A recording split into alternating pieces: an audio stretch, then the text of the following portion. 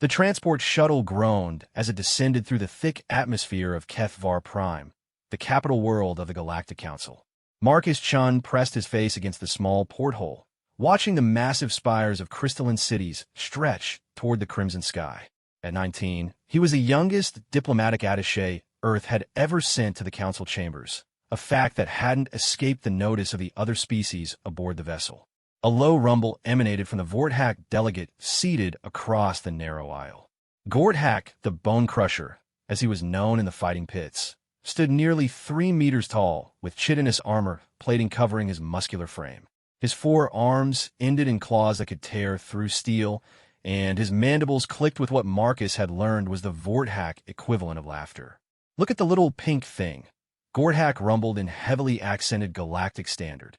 "Does Earth truly send children to speak for their world? Perhaps they have finally accepted their place as the weakest species in the galaxy." The other passengers joined in the mockery.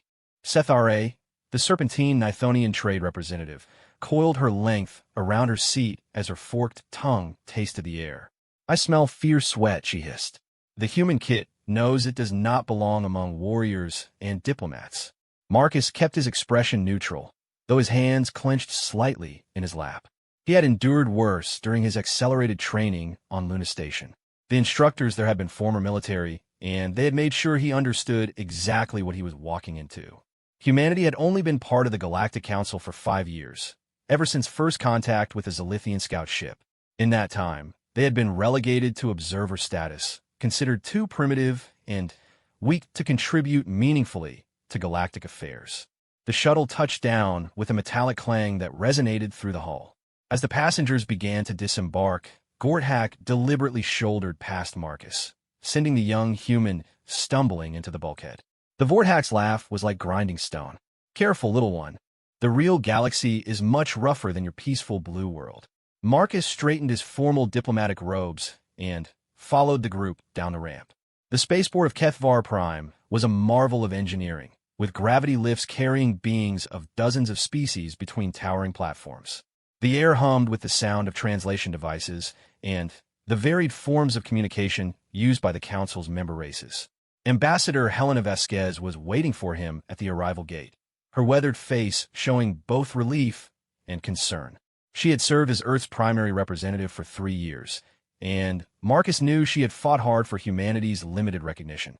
"Marcus, thank the stars you made it safely," she said, clasping his shoulder. "I heard about the incident with the Chronothan battle fleet on the rim. Were there any problems during the journey?" "Nothing I couldn't handle, Ambassador," Marcus replied, though they both knew that wasn't entirely true. The other delegates had made the entire 3-day journey a trial of endurance, testing his patience and composure at every opportunity. As they made their way through the spaceport, Vasquez briefed him on the current political situation. The hegemony is pushing hard for new territorial expansion rights. They're claiming that several human colony worlds are in violation of the Frontier Settlement Accords. If they get the votes they need, we could lose everything beyond the Sol system. The hegemony was an alliance of the galaxy's most militaristic species, led by the Vorthak Empire and backed by the technological might of the Zilithian Federation. They viewed humanity's rapid expansion across nearby star systems as a threat to the established order. Despite Earth colonies being small and focused primarily on research and agriculture, the council chambers themselves were breathtaking, a massive amphitheater carved from a single crystal formation that rose from the planet's surface like a frozen flame. Thousands of delegates from hundreds of species filled the tiered seating, their varied forms creating a tapestry of biological diversity that never failed to inspire wonder in human observers. Marcus took his place in the designated section for junior diplomatic staff, while Ambassador Vasquez joined the primary delegates on the chamber floor.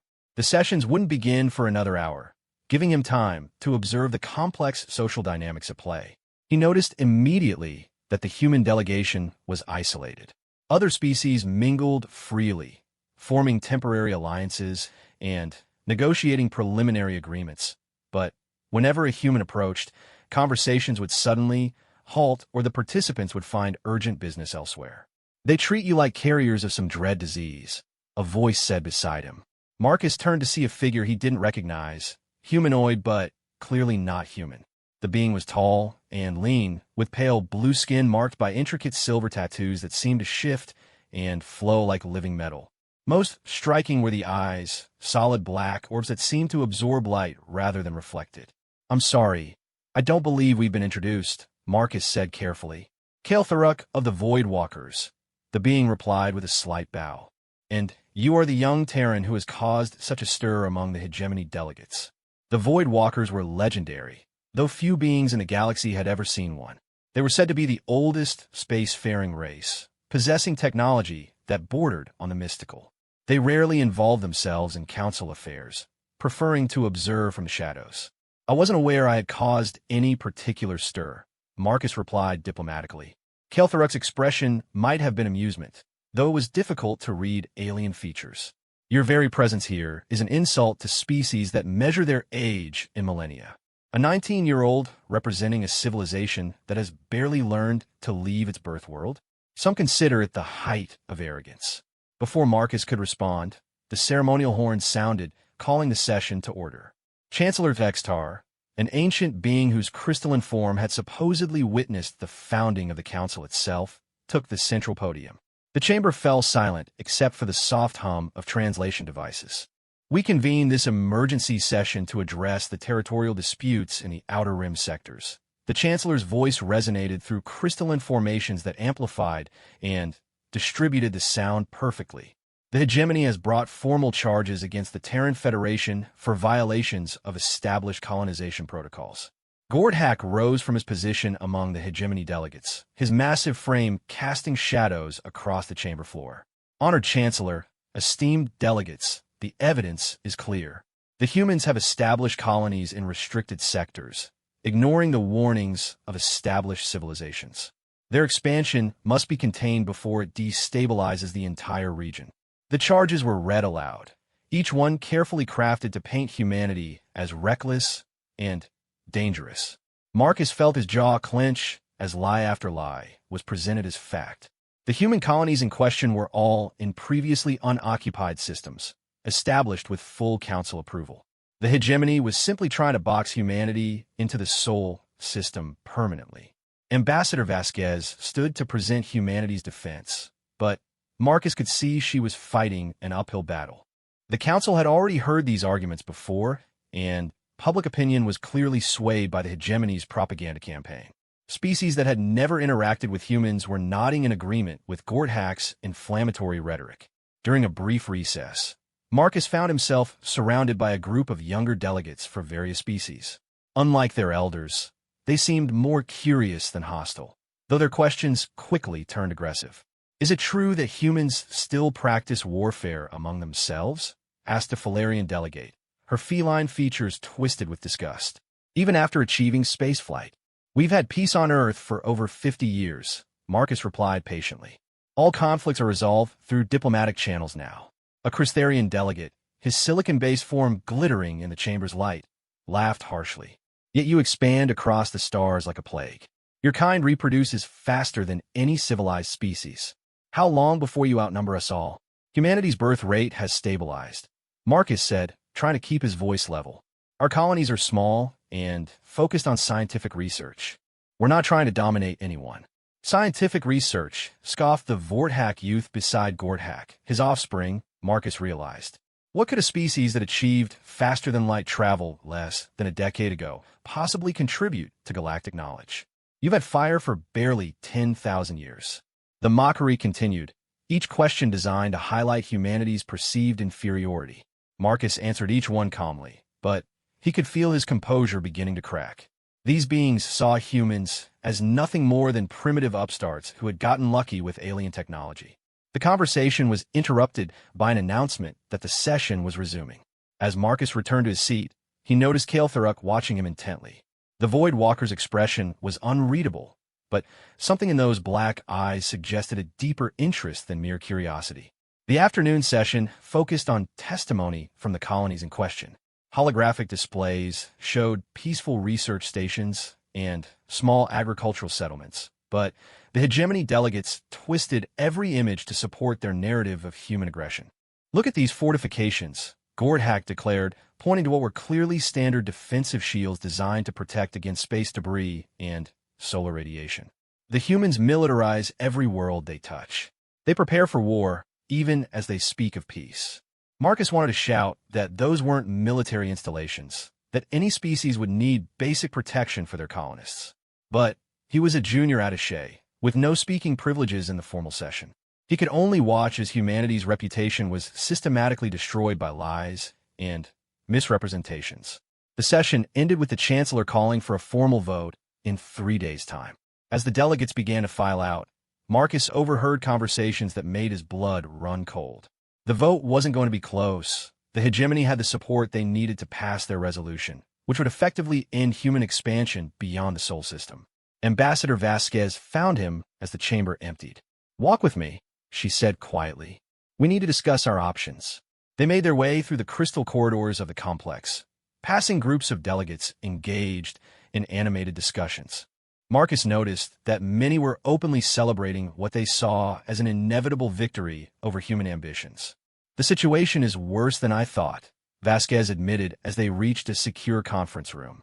"We're going to lose this vote, and when we do, humanity's future in the galaxy becomes very uncertain. The hegemony won't stop with the colonies. They'll push to have us expelled from the Council entirely." "There has to be something we can do," Marcus said. "Some diplomatic avenue we haven't explored." Vasquez shook her head sadly. "I've been working these channels for 3 years, Marcus. The other species see us as a threat, not because of anything we've done, but because of what they think we might become. They remember their own histories, the wars and conquests that marked their rise to power. They assume we'll follow the same path." A soft chime indicated someone was requesting entry to the conference room. Vasquez checked the security display and frowned. "It's Kale Thurrock, the Void Walker who was speaking with you earlier. What could he possibly want?" She activated the door control, and the pale figure entered with fluid grace. In the smaller space, Marcus could see details that had been hidden in the vast chamber.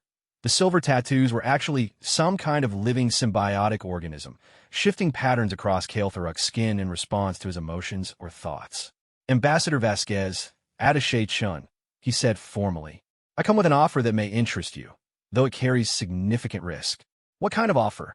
Vasquez asked suspiciously. The Void Walkers were known for their neutrality in council affairs, making any intervention highly unusual.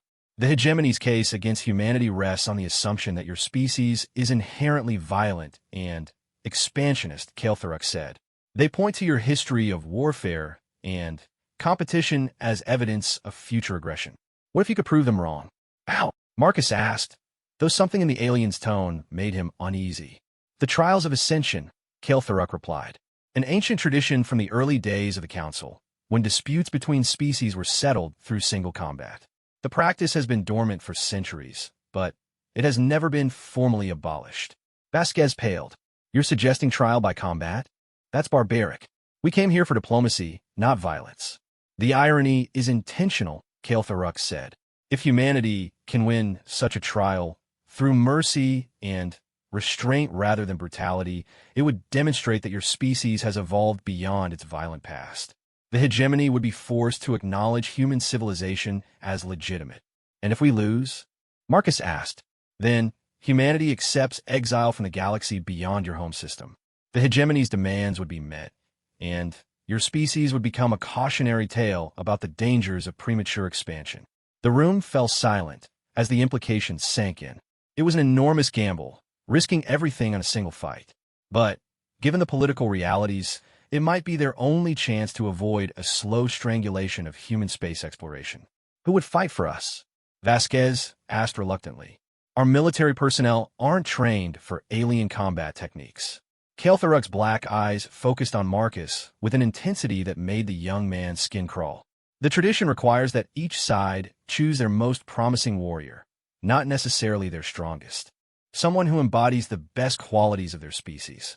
"You can't be serious," Vasquez said, stepping protectively closer to Marcus. "He's barely out of school. This is exactly the kind of thing that proves their point about human recklessness." But Marcus was already considering the proposal. The alternative was watching humanity's dreams die slowly in committee hearings and bureaucratic procedures. At least this way, they would succeed or fail on their own terms. What would the combat involve? He asked, ignoring Vasquez's sharp intake of breath. Ancient weapons and techniques in neutral ground within the sacred arena, Kael'Thuruk explained. No technology beyond what the earliest spacefaring civilizations possessed. The fight continues until one participant yields, is incapacitated, or he didn't need to finish the sentence. Marcus, no, Vasquez said firmly. I won't authorize this. We'll find another way. With respect, Ambassador, Marcus replied, I don't think we will. And even if we could, how long would it take? How many human colonies would be disbanded while we fought legal battles for the next decade? The debate continued for nearly an hour, with Vasquez presenting every argument against the insane proposal, while Marcus found himself increasingly committed to the idea. It wasn't just about the colonies anymore. It was about proving that humanity belonged among the stars. Finally, Kael'Thuruk interrupted their discussion. The offer has a time limit. The hegemony must be formally challenged tomorrow, before the council session begins. Otherwise, the vote proceeds as scheduled. And you're certain this is legal under council law? Vasquez asked. The trials of ascension are older than most of the current member civilizations, Kael'Thuruk confirmed. No chancellor has ever dared invalidate them, as it would call into question the legitimacy of the council itself. If the challenge is made properly, the hegemony cannot refuse without losing face before the entire galaxy. After Kael'Thuruk left, Marcus and Ambassador Vasquez continued their argument late into the night. She outlined every possible way the plan could fail, every reason why a 19-year-old human had no business fighting for the future of his species. But, gradually, Marcus could see her resistance weakening as the reality of their situation became clear. If I authorize this, she said finally, and something happens to you, how do I explain to your parents that I sent their son to die in an alien arena? You tell them I chose to fight for humanity's future, Marcus replied, and that I knew the risks going in.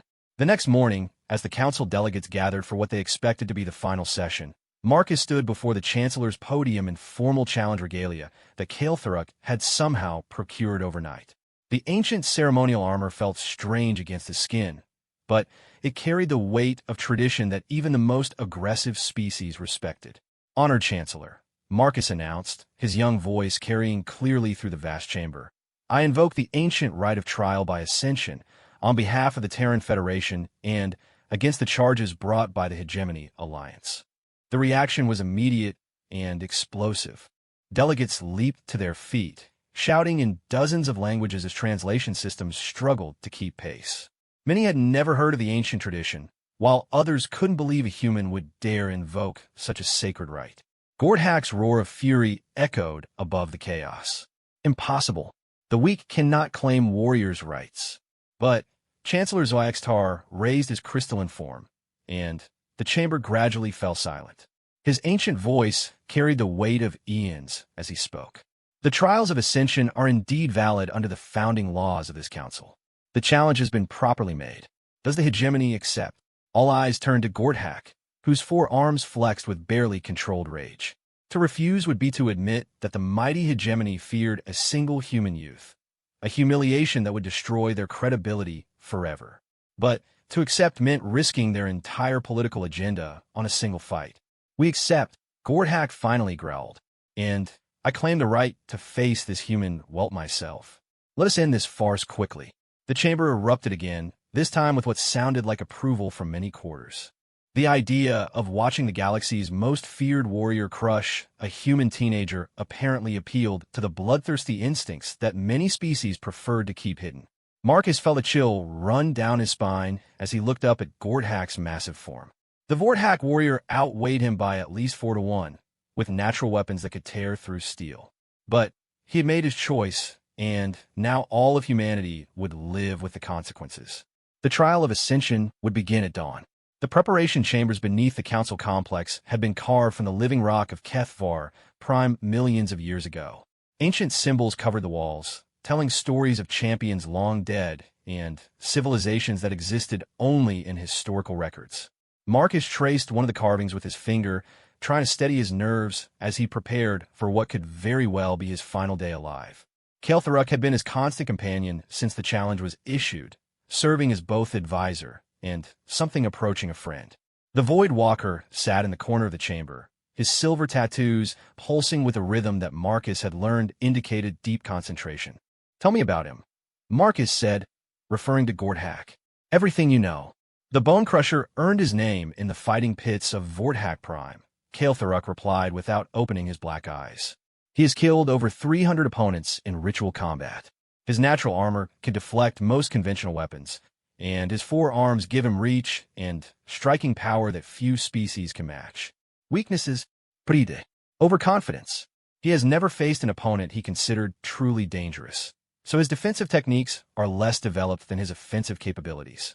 Also, his massive bulk requires significant energy. He favors quick, overwhelming attacks rather than prolonged engagements." Marcus nodded, filing away every detail. He had spent the night studying recordings of Gordhak's previous fights, analyzing his patterns and techniques. The Vorthak fought like a living avalanche, using his size and strength to crush opponents before they could mount effective resistance. Ambassador Vasquez entered the chamber carrying a small case.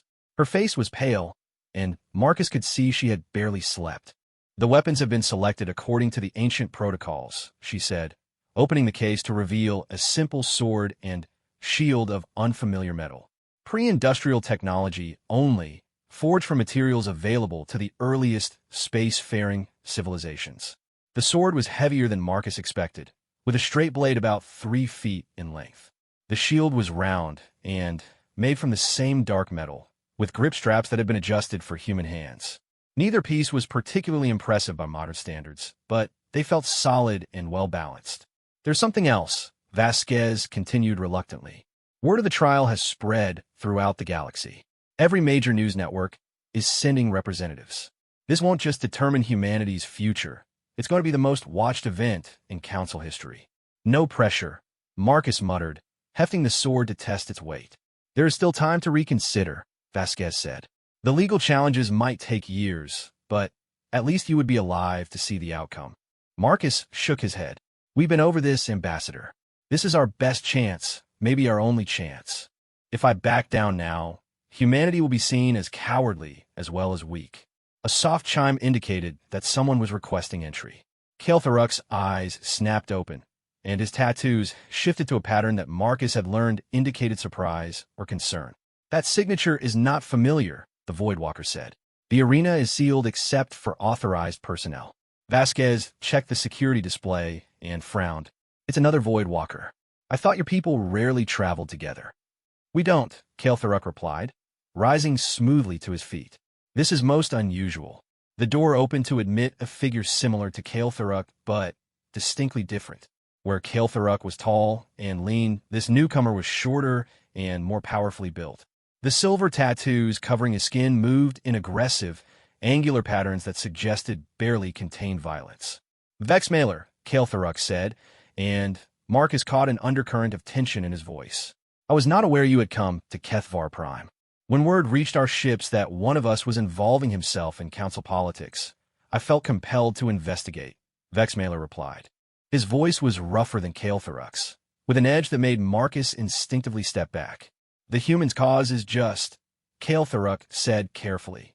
"The hegemony seeks to destroy them based on fear and prejudice rather than evidence." Vexmailer's black eyes fixed on Marcus, and the young human felt as if he were being dissected by that gaze. "Perhaps. But what concerns me is why you have chosen to abandon our people's neutrality for the sake of a species that has barely learned to walk among the stars." The tension in the room was palpable. Marcus sensed that there were layers to this conversation that he didn't understand, ancient grievances or philosophical differences that went far deeper than the immediate situation. "Our neutrality has served us well for millennia," Vexmailer continued. "We observe, we learn, but we do not interfere. Yet here you are, coaching a primitive in the ways of combat, gambling our reputation on his survival." "Sometimes observation is not enough," Kael'Thuruk replied. "Sometimes action is required to prevent a greater injustice." The two Void Walkers stared at each other for a long moment, and Marcus had the uncomfortable feeling that some kind of silent communication was taking place. Finally, Vexmailer's tattoos shifted to a more neutral pattern. "Very well, but understand that if this goes badly, the consequences will extend far beyond this young human's fate." The Council has long wondered about our true capabilities. Displaying them publicly, even through a proxy, may change the balance of galactic power in ways we cannot predict. With that cryptic warning, Vexmailer left as abruptly as he had arrived. Kael'Thuruk remained standing for several minutes after the door closed, his tattoos cycling through patterns that Marcus couldn't interpret. What did he mean about displaying your capabilities? Marcus asked. Nothing that concerns you directly, Kael'Thuruk replied, but his tone suggested otherwise. Focus on the task at hand. In 1 hour, you will face the greatest warrior the hegemony has ever produced. The arena itself was a marvel of ancient engineering, carved from a single massive crystal that rose from the planet's surface like a frozen flame. The fighting floor was a perfect circle 50 meters across, surrounded by tiered seating that could accommodate nearly 1 million spectators. Today, every seat was filled, and holographic displays ensured that beings throughout the galaxy could witness the trial. Marcus entered through the traditional Challenger's Gate, his simple armor and weapons looking crude compared to Gorthak's elaborate battle gear. The Vorthak warrior wore ceremonial plates of polished bone over his natural chitinous armor, and his weapons were clearly crafted by master smiths. A massive two-handed sword that he wielded as easily as Marcus might handle a knife, and a shield that covered half his torso. The crowd's reaction was immediate and overwhelming. Most of the spectators were clearly expecting to witness a massacre, and they showed no shame in expressing their bloodlust. Calls for human blood echoed from the crystalline walls as Marcus walked to the center of the arena. Chancellor Dvoyakstar's voice boomed across the arena as he recited the ancient rituals. Let it be known that this trial is conducted under the oldest laws of the Galactic Council, in accordance with traditions that predate written history. The participants fight not just for their own honor, but for the honor of their entire species. Gorthak raised his sword to acknowledge the crowd's cheers, his 4 arms allowing him to gesticulate dramatically while maintaining his combat stance. Marcus simply stood quietly, using the time to study his opponent's movements and prepare mentally for the fight of his life. The trial begins when the crystal chimes sound. The Chancellor continued. It ends when one participant yields, is incapacitated, or dies. There can be no outside interference, no mercy from the arena's guardians, and no appeal of the outcome. The crystal formations around the arena began to resonate, building to a harmonic crescendo that Marcus felt in his bones. As the final note faded, Gorthak charged. The Vorthak moved with shocking speed for such a massive creature, his two-handed sword sweeping in a horizontal arc that would have decapitated Marcus if he hadn't thrown himself to the side. The blade passed so close that Marcus felt the wind of its passage, and he rolled desperately as Gorthak's follow-up attack shattered the arena floor where he'd been lying. "Stand and fight, coward!" Gorthak roared, pursuing the retreating human with relentless aggression. "Let us end this farce quickly." Marcus scrambled to his feet and raised his shield just in time to block another crushing blow. The impact sent shockwaves up his arm and drove him to one knee, but he managed to slash at Gorthak's leg with his sword. The blade scraped harmlessly off the Vorthak's natural armor, leaving only a shallow scratch. The crowd was on its feet now, screaming for blood as Gorthak pressed his advantage. The Vorthak's reach was enormous, and he used all 4 arms to maximum effect. 2 to wield his massive sword while the other 2 grabbed for Marcus or struck with clawed fists. Marcus found himself constantly retreating, using every trick of footwork and timing that his instructors had drilled into him. He couldn't match Gorthak's strength or reach, so he had to rely on speed and agility to avoid taking damage. But the arena was only so large, and he could feel himself being driven toward the walls. A particularly vicious combination of attacks forced Marcus to dive and roll, coming up near the edge of the fighting circle. Gorthak's triumphant roar echoed through the arena as he raised his sword for what appeared to be a finishing blow. "You fought bravely for such a weak species," Gorthak called out, clearly playing to the crowd. "But this is how all human expansion ends, in failure and death." But instead of the expected death blow, Marcus suddenly stepped forward into Gorthak's guard. The move was so unexpected that the Vorthak hesitated for just a moment, and in that instant, Marcus drove his sword up under Gorthak's arm, where the armor plates didn't quite meet. The blade penetrated perhaps an inch before Gorthak's reflexes kicked in, but It was enough to draw blue blood and prove that the mighty Bone Crusher was not invincible. Gorthak's roar of pain and fury shook the arena as he backhanded Marcus with one of his free arms, sending the human flying across the fighting circle. Marcus hit the crystal floor hard, his vision blurring as he struggled to maintain consciousness. The crowd was in a frenzy now, some cheering Gorthak's apparent victory, while others seemed impressed that the young human had managed to wound the legendary warrior. "You dare draw my blood?" Gorthak snarled, advancing with his sword held high. "I will make your death slow for that insult." But something had changed in the arena's atmosphere. Marcus could feel it as he forced himself back to his feet, a subtle shift in the crowd's energy that he couldn't quite identify. Even Gorthak seemed to sense it, his advance slowing as he looked around the arena with confusion. In the VIP section reserved for council members, Marcus caught a glimpse of Kael'thuruk watching intently. The Void Walker's tattoos were cycling through patterns so rapidly that they appeared as sheets of silver flame across his skin, and his black eyes were fixed on Marcus with an intensity that was almost physical. "Get up, human!" someone shouted from the crowd, and Marcus was surprised to realize it wasn't a taunt. A Zalithian delegate was actually cheering for him, and scattered applause was beginning to spread through sections of the arena. Marcus wiped blood from his mouth and raised his sword again. The wound he had inflicted on Gorthak was minor, but it had proved something important. The Vorthak could be hurt. Now he just had to figure out how to do it again while avoiding Gorthak's increasingly desperate attacks. The fight settled into a new pattern, with Gorthak becoming more aggressive but also more careless. His pride had been wounded along with his arm, and he was making mistakes that a more disciplined fighter might have exploited. Marcus began to notice openings that hadn't existed before, moments when Gorthak's fury left him vulnerable. The turning point came when Gorthak attempted a massive overhand strike that would have split Marcus in half. Instead of retreating, Marcus stepped to the side and used a shield to deflect the sword's path, then struck with his own blade at Gorthak's exposed wrist. The cut was deeper this time, severing tendons and forcing Gorthak to switch his grip on the heavy sword.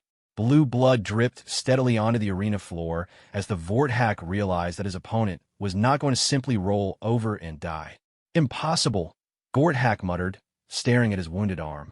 "You are nothing, a child among warriors. This cannot be happening." But it was happening, and the crowd was beginning to notice.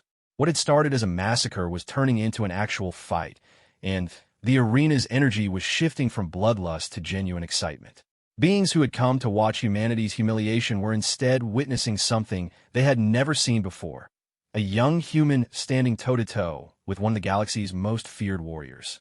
Marcus pressed his advantage, using techniques that his human instructors had taught him, but adapting them for an alien opponent. He couldn't match Gorthak's strength, but he was faster and more flexible. Most importantly, he was thinking tactically while Gorthak was fighting on pure emotion. The next exchange lasted nearly 5 minutes, with Marcus landing several more minor cuts while avoiding Gorthak's increasingly wild swings. The Vorthak's massive sword was becoming a liability in close quarters, its weight and length making it difficult to defend against Marcus's quicker attacks. "Stand still and fight," Gorthak bellowed, his frustration evident to the entire arena. "Stop running like a coward." "I'm not running," Marcus replied calmly, circling just outside Gorthak's reach. "I'm fighting smart." The response drew laughter from sections of the crowd, and Marcus could see Gorthak's rage intensifying.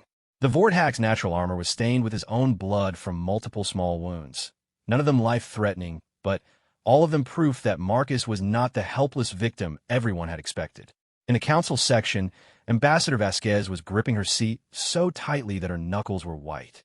She had watched Marcus train for this moment, but seeing him actually holding his own against a creature like Gorthak was almost impossible to believe.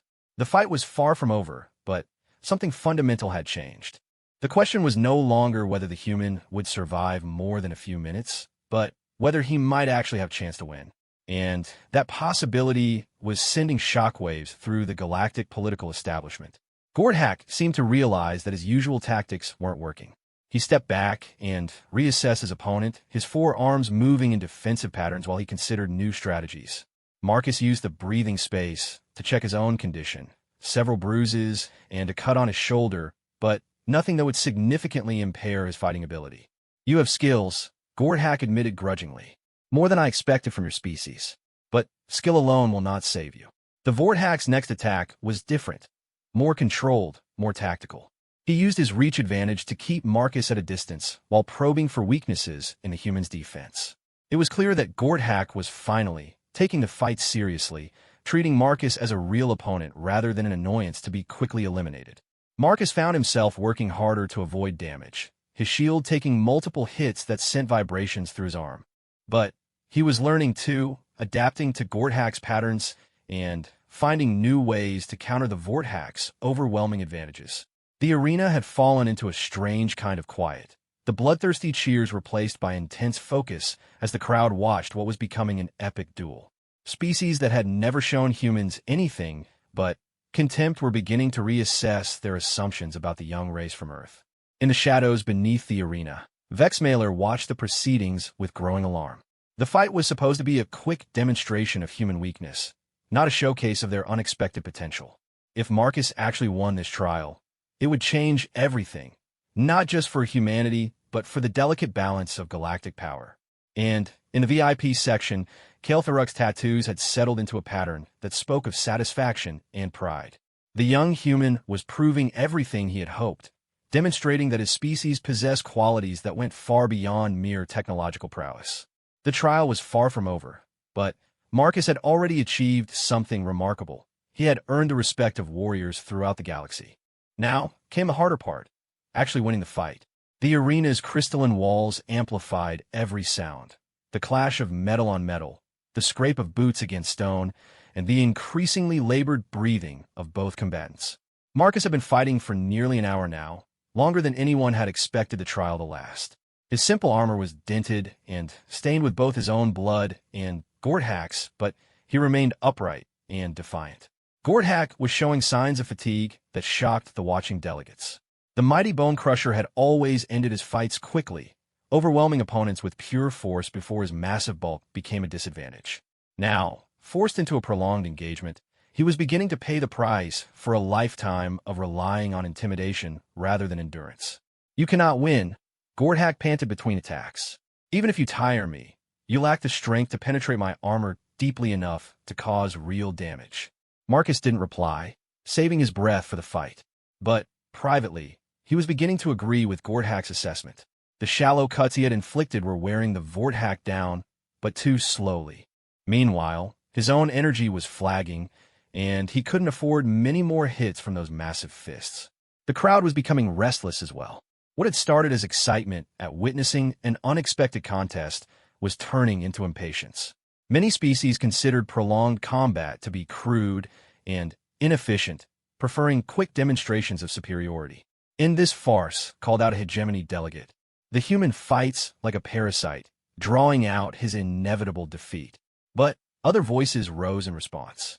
The trial continues until completion, countered a Zilithian representative. Honor demands that we see this through to its conclusion. The political implications of the fight were becoming as important as its physical outcome.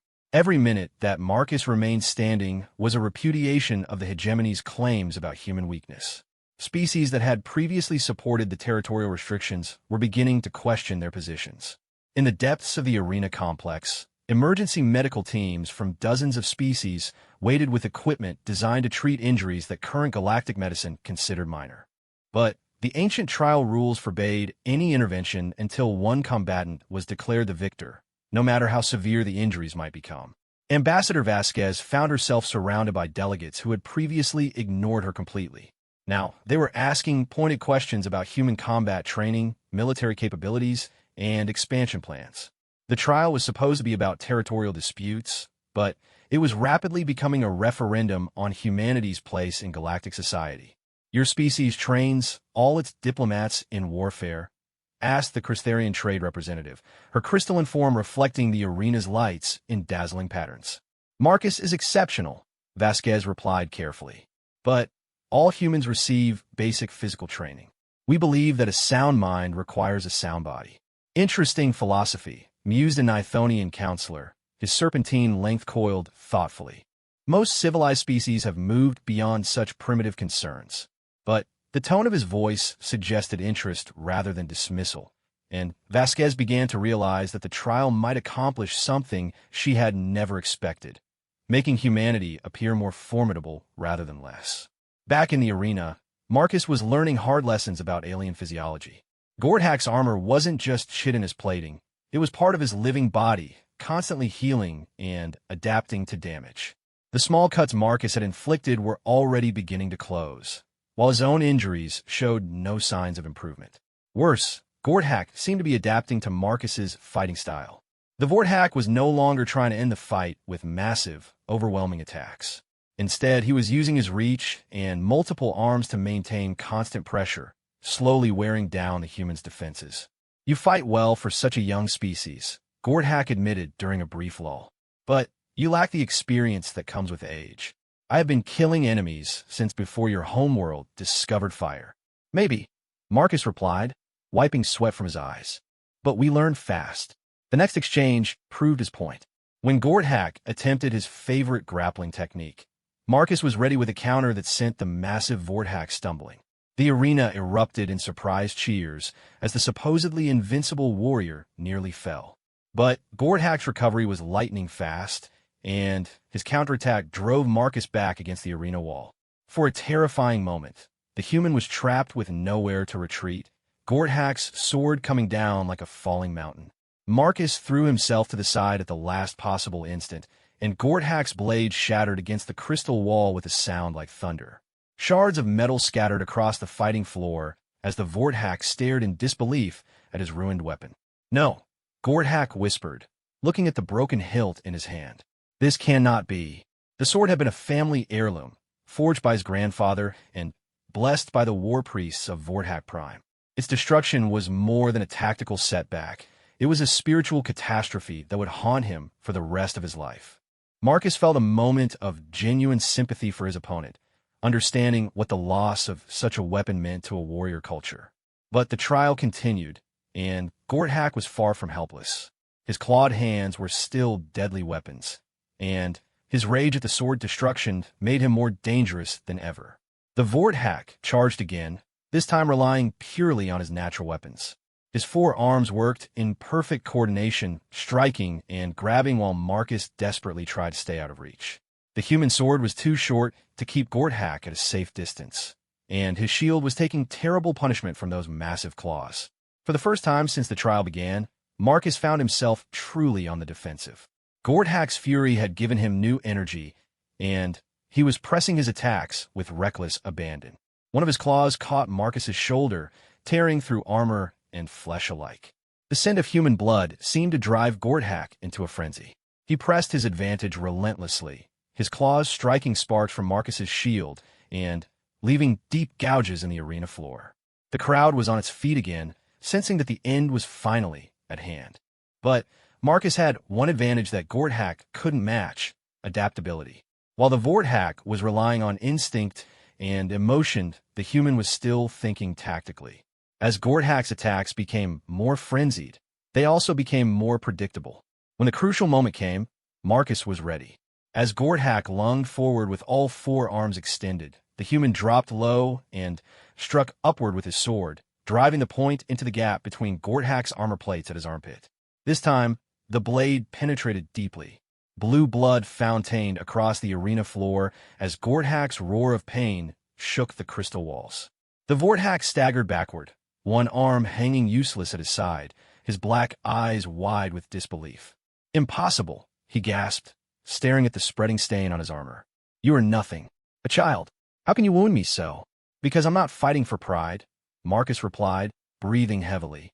"I'm fighting for my species' survival." The arena had fallen completely silent.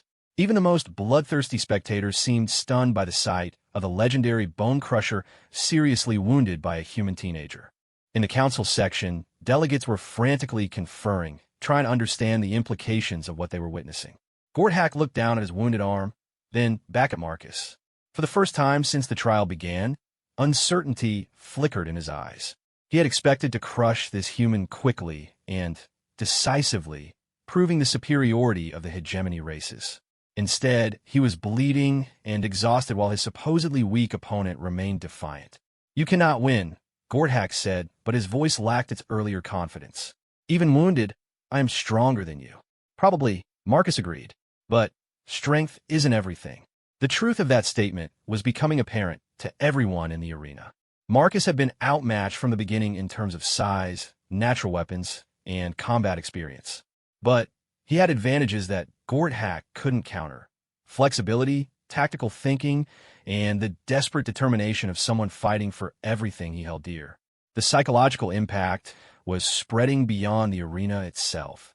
Throughout the galaxy, beings were watching the trial with growing amazement. The humans were supposed to be primitive and weak, barely worthy of council membership. Yet here was one of their young proving that they could stand against the galaxy's elite warriors. On military vessels throughout space, officers from dozens of species were reassessing their assumptions about human combat potential. If a 19-year-old diplomat could wound Gorthak, the bone crusher, what might a fully trained human soldier be capable of? The trial resumed, but both combatants were moving more cautiously now. Gorthak's wounded arm limited his reach and striking power, while Marcus was bleeding from multiple cuts and beginning to feel the cumulative effects of the prolonged combat. "I offer you terms," Gorthak said suddenly, surprising everyone, including Marcus. "Yield now, and I will speak for your species' honor before the council. The territorial restrictions will be modified, allowing for limited expansion under hegemony oversight." It was a generous offer, more than humanity could have hoped for through normal diplomatic channels. But Marcus understood what accepting would mean: permanent subjugation to the hegemony's will, with human expansion controlled and limited by alien overseers. "Thank you," Marcus replied formally, "but we'll determine our own destiny." The rejection sent a ripple of shock through the arena. Beings who considered themselves sophisticated and civilized were witnessing something they had nearly forgotten: a species willing to risk everything for the principle of independence. Gorthak's expression hardened. "Then, you choose death. So be it." The final phase of the trial began with both warriors understanding that this was truly the end. One of them would not leave the arena alive, and the fate of entire civilizations would be decided by the outcome. Gorthak fought with the desperate fury of a cornered predator, using his remaining strength to launch a series of devastating attacks. Marcus gave ground steadily, his shield cracking under the assault while his sword arm ached from the constant parrying and striking. But something remarkable was happening in the arena around them. The crowd was no longer calling for quick blood. They were witnessing something deeper, a struggle between different philosophies of what it meant to be civilized. The hegemony represented order through strength, while Marcus was fighting for the right to choose one's own path among the stars. When the breakthrough came, it was almost anticlimactic. Gorthak overextended himself in one final, devastating attack, and Marcus simply wasn't there to receive it. The human had rolled aside at the last moment, coming up behind Gorthak with his sword point pressed against the Vorthak's neck where the armor was thinnest. "Yield," Marcus said quietly, his voice barely carrying beyond the two combatants. For a long moment, neither warrior moved. The arena was so quiet that the hum of the translation systems seemed loud by comparison. Gorthak could feel the sword point pricking his skin, while Marcus held absolutely still, ready to strike if necessary, but hoping it wouldn't come to that. "You would spare me?" Gorthak asked, his voice filled with confusion. "If you yield." "Yes," Marcus replied. "The trial is about proving humanity's worth, not about killing our opponents." It was a concept that challenged everything Gorthak understood about combat and honor. In Vorthak culture, trials ended in death or total submission. The idea that an enemy might show mercy was almost incomprehensible. But as Gorthak looked around the arena, he began to understand what was really at stake. This wasn't just about territorial disputes or political power. It was about what kind of galaxy they all wanted to live in. The humans' offer of mercy was itself a form of strength, a demonstration that power didn't have to corrupt or destroy. "I yield," Gorthak said finally, his massive form sagging with exhaustion and defeat. "The trial is yours, young warrior. May your species prove worthy of the trust you have earned here today." The arena erupted in chaos as spectators tried to process what they had just witnessed. A human, barely more than a child by galactic standards, had defeated one of the most feared warriors in known space. And he had done it without sacrificing his principles or becoming the monster his enemies claimed humans would inevitably become. In the council section, emergency sessions were already being called as delegates try to understand the implications. The hegemony's carefully constructed narrative about human aggression had just been shattered by an act of unprecedented mercy. And, in the medical bays beneath the arena, both warriors would soon receive the best care that galactic medicine could provide, beginning a strange friendship that would reshape the political landscape of the galaxy for generations to come. The medical bay beneath the arena was a marvel of galactic technology, with healing pods specifically designed to treat injuries from dozens of different species. Marcus lay in one such pod, feeling the gentle warmth of cellular regeneration fields working on his wounds while medical nanites repaired damage at the molecular level. In the pod next to him, Gorthak was undergoing more extensive treatment. The wound in his armpit had gone deeper than anyone had initially realized, and Vorthak physiology was notoriously difficult to treat with standard galactic medicine. But the medical team was determined to save the legendary warrior, partly for political reasons, and partly because his unexpected defeat had made him a figure of galactic fascination. "You fight with honor," Gorthak said quietly, his voice carrying clearly through the transparent walls of their healing chambers. "I have misjudged your species greatly." Marcus turned his head to look at the massive Vorthak. Without his armor and weapons, Gorthak looked smaller somehow, though still intimidating by any human standard. The angry red glow in his eyes had faded to something that might have been respect. "We're not so different," Marcus replied. "Both of us were fighting for what we believed in." "No," Gorthak said firmly. "There is a fundamental difference. I fought for dominance, for the right to control others. You fought for freedom, for the right to choose your own path. The galaxy would be a better place if more beings understood that distinction." The conversation was interrupted by the arrival of Ambassador Vasquez, who had been granted special permission to visit the medical bay. Her face showed a mixture of relief, pride, and exhaustion that Marcus recognized from his own emotional state. "The council session has been suspended indefinitely," she reported, pulling up a chair beside Marcus's pod. "Half the delegates are demanding immediate revisions to the territorial restrictions, while the other half are arguing that the trial proves humans are too dangerous to be allowed unrestricted expansion." "What about the hegemony?" Marcus asked. "In chaos," Vasquez replied with a slight smile. "Gorthak's defeat has called into question their entire philosophy of governance through strength. Several member species are reconsidering their allegiances, and there are rumors of succession votes being called in at least 3 systems." From his own pod, Gorthak made a sound that might have been laughter. "My loss has accomplished more than my victories ever did. Perhaps there is wisdom in defeat that I never learned from conquest." The political ramifications were indeed spreading throughout the galaxy at unprecedented speed. The trial had been broadcast to every civilized world, and the footage of Marcus offering mercy to his defeated opponent was being analyzed by leaders, philosophers, and military strategists across hundreds of species. On the military command ship of the Hegemony fleet, Admiral Vexthor was dealing with the most serious crisis of his career. His subordinates were openly questioning orders for the first time in decades, while allied species were withdrawing their support from planned military actions. "How was it possible?" demanded General Krextar, his mandibles clicking with agitation. Gorthak was undefeated in over 300 trials. How does a human child overcome such a warrior? "The same way prey animals sometimes escape from predators," replied Admiral Vexthor grimly. "Through speed, intelligence, and the desperate will to survive. We have underestimated the humans severely." On the bridge of a Zalithian research vessel, scientists were frantically revising their assessments of human potential.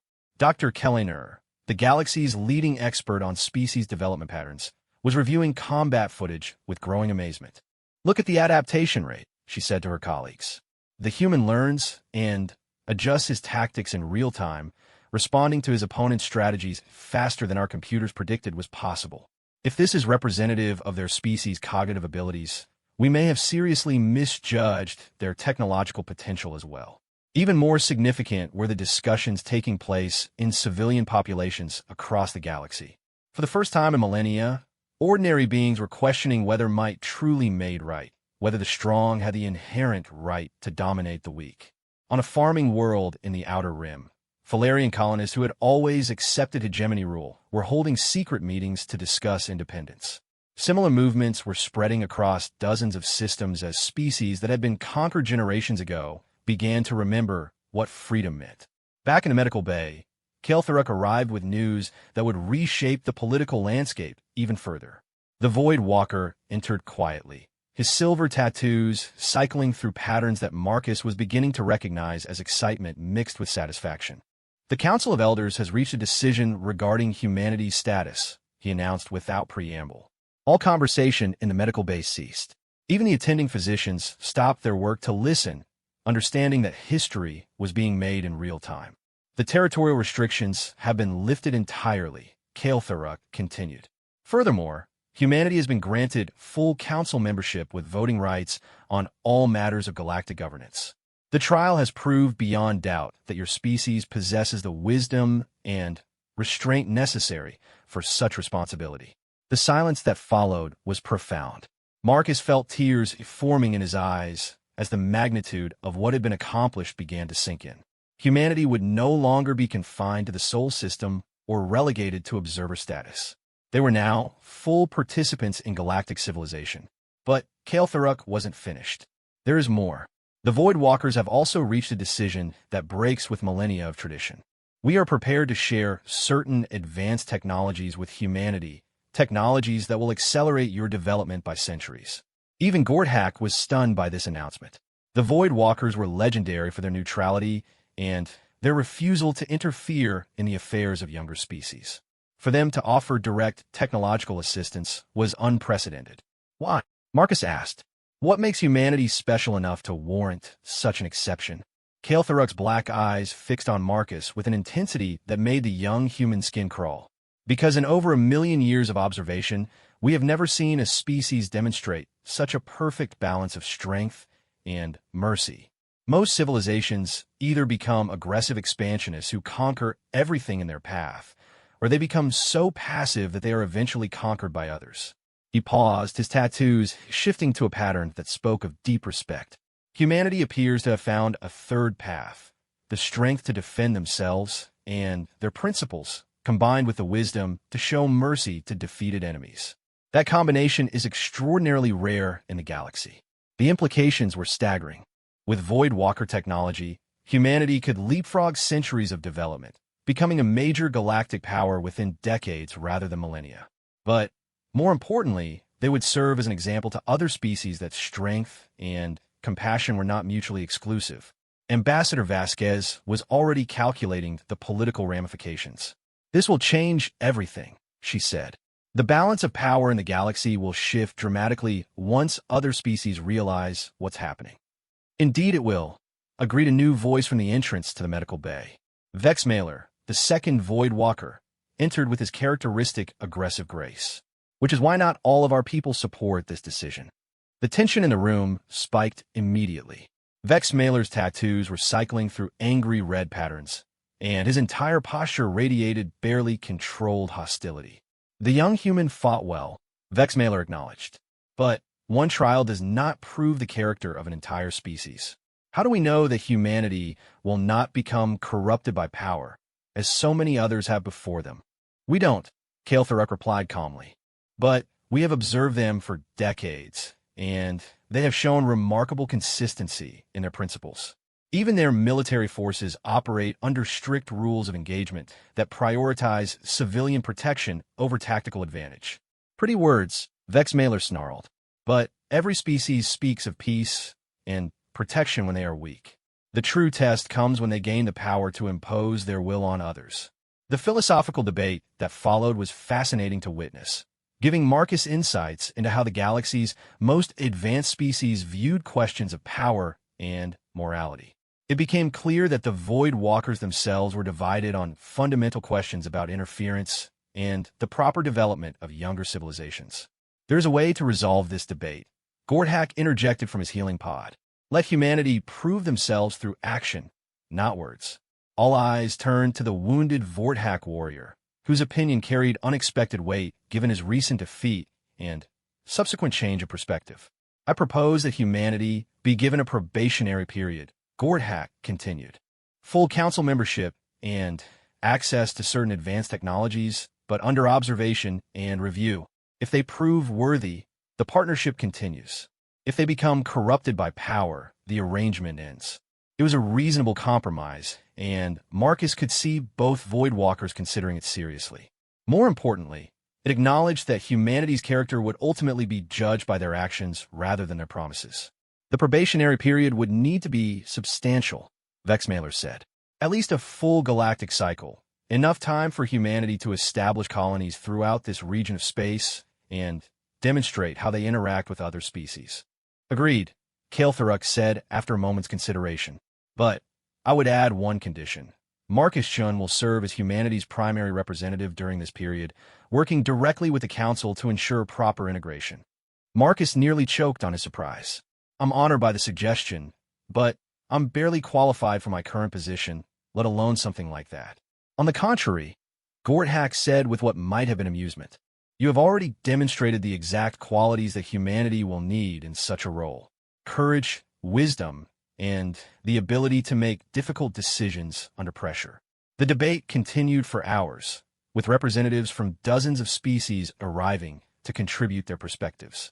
What had started as a simple territorial dispute had evolved into a fundamental restructuring of galactic political relationships. By the time the medical nanites finished their work, and both warriors were cleared for release, the framework for humanity's new role in galactic civilization had been established. It wouldn't be easy. There were still species that viewed humans with suspicion or hostility. But for the first time since first contact, humanity had a real chance to shape their own destiny among the stars. As Marcus prepared to leave the medical bay, Gorthak called out to him one final time. Young warrior, the Vorthak said formally, I pledge my blade and my honor to your service. If you will accept it, I would be honored to fight beside humanity in the trials to come. The offer was stunning. Gorthak was not just any warrior. He was a legend among his people, whose allegiance carried enormous political weight. His public support for humanity would influence countless other beings throughout the galaxy. I accept your pledge, Marcus replied with equal formality, and I offer you mine in return. Humanity will stand with those who believe in justice and freedom, regardless of species or past conflicts. The ceremonial exchange was witnessed by dozens of beings from multiple species, and within hours the footage would be broadcast throughout the galaxy. The symbolic importance was enormous. The defeated warrior pledging allegiance to his conqueror, but on terms of mutual respect rather than subjugation. As they walked together toward the exit, Marcus realized that everything had changed. He was no longer just a junior diplomatic attaché representing a minor species on the galactic periphery. He was now the primary architect of humanity's future among the stars, with allies and enemies he was only beginning to understand. The real challenges were just beginning. 6 months had passed since the trial that changed everything. Marcus stood on the observation deck of the newly commissioned human diplomatic vessel Resilience, watching as the first mixed-species colony ships prepared for departure to the Kepler frontier.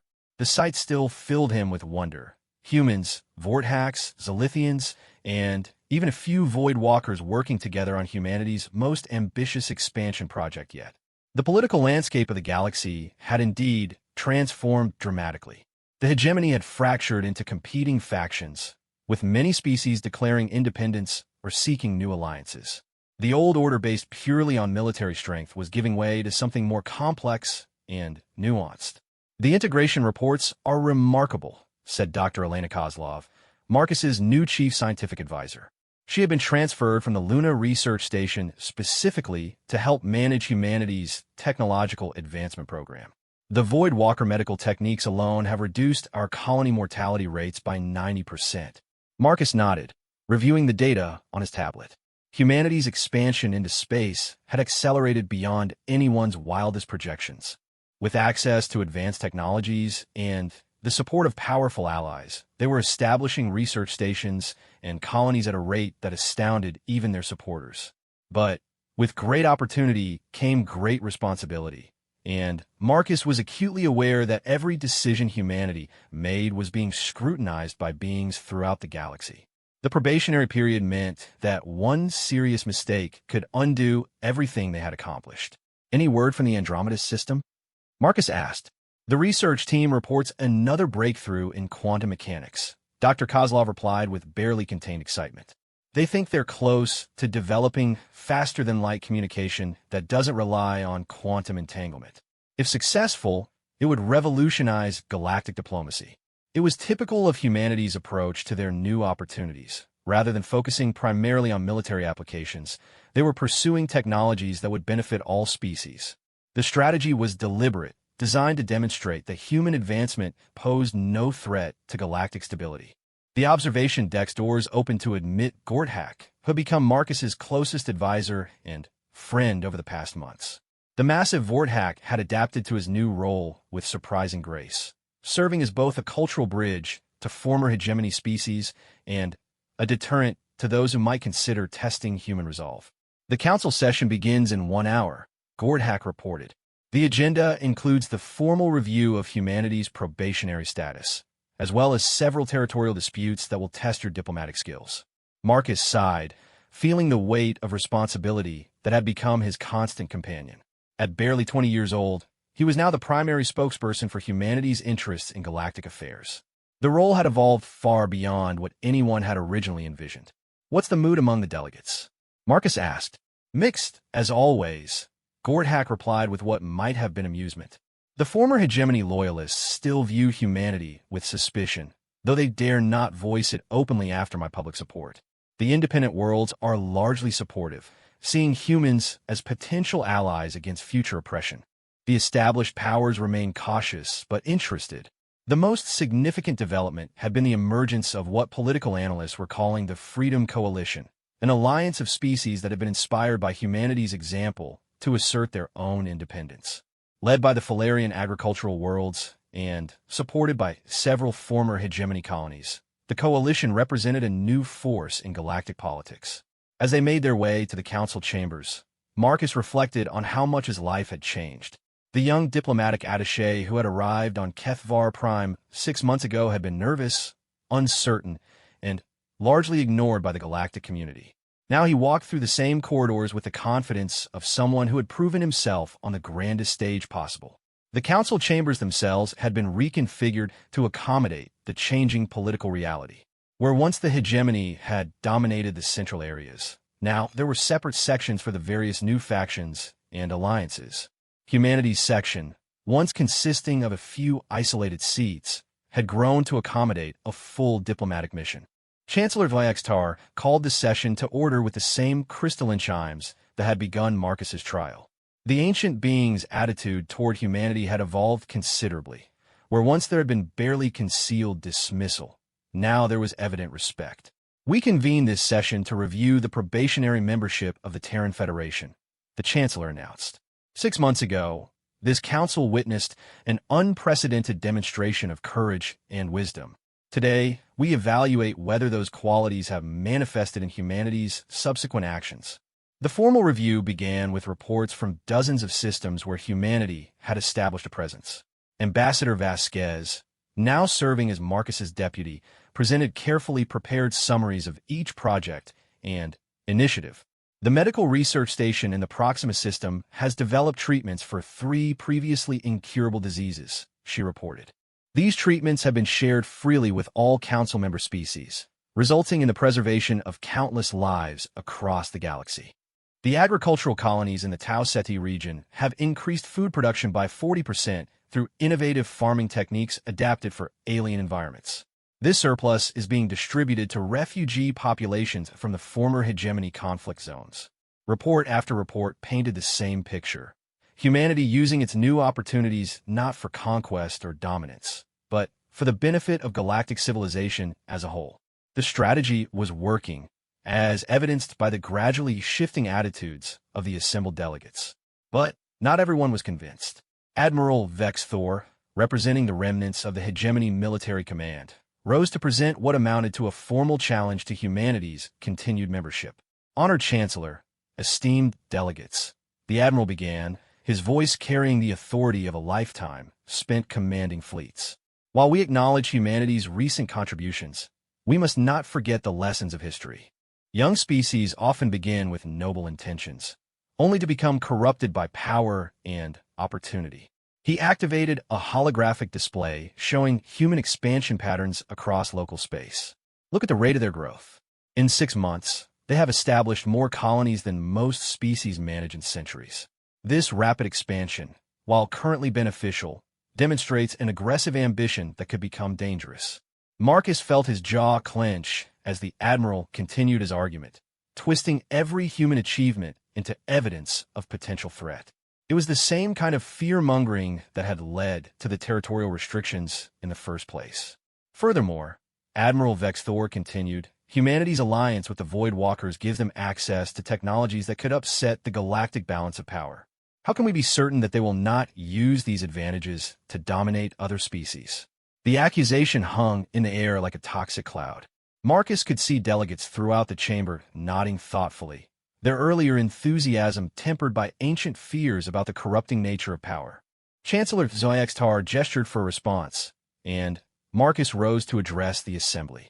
6 months ago, he would have been terrified to speak before such a gathering. Now, he felt the calm confidence that came from knowing he was fighting for something greater than himself. Admiral Vexthor raises important concerns. Marcus began, his voice carrying clearly through the vast chamber. The fear of corruption by power is a legitimate one. We have all seen species that began with noble intentions but lost their way as they gained strength. He paused, looking directly at the Admiral. But that fear cannot become an excuse for preventing progress or maintaining unjust systems. Yes, humanity has expanded rapidly, but every colony we've established has been in previously uninhabited systems or with the full consent of local populations. Marcus activated his own holographic display, showing detailed reports from each human settlement. Our medical stations treat beings from dozens of species without regard for political affiliation. Our research facilities share their discoveries freely with the galactic scientific community. Our agricultural colonies provide food aid to any world in need. These are not the actions of species seeking dominance, he continued, his voice growing stronger. They are the actions of a species that understands that true security comes not from controlling others, but from creating a galaxy where all beings can prosper. The response was immediate and positive. Delegates who had seemed swayed by the Admiral's arguments were nodding approvingly, while species that had benefited from human aid voiced their strong support. But the real surprise came when Kael'Thuruk rose to address the assembly. The Void Walker's presence always commanded attention, but this time his silver tattoos were cycling through patterns that spoke of momentous announcements.